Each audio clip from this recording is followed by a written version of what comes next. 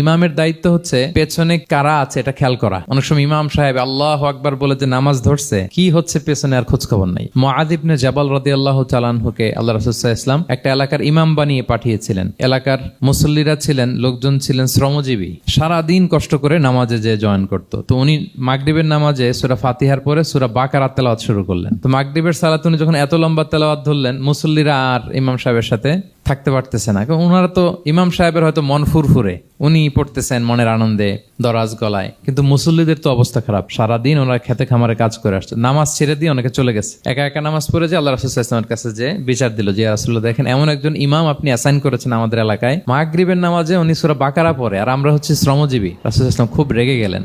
মুআয ইবনে জাবালকে ডেকে বললেন, তুমি কি সমাজে ফিতনা ছড়াচ্ছ? তুমি জানো না এরা কারা? তোমার কি সূরা ওয়াদ-দুহা ওয়াল-লাইলি ইযা সাজা মুখস্থ নাই? তোমার কি ওয়াশ-শামসি ওয়া-দুহাহা এটা মুখস্থ নাই? তোমার কি সাব্বিহিসমা রাব্বিকাল আ'লা এই সূরাগুলো তোমার জানা নাই? উনি বললেন জানা আছে। তো এগুলো রেখে দিয়ে মাগরিবের নামাজে কেন সূরা বাকারা ধরলা?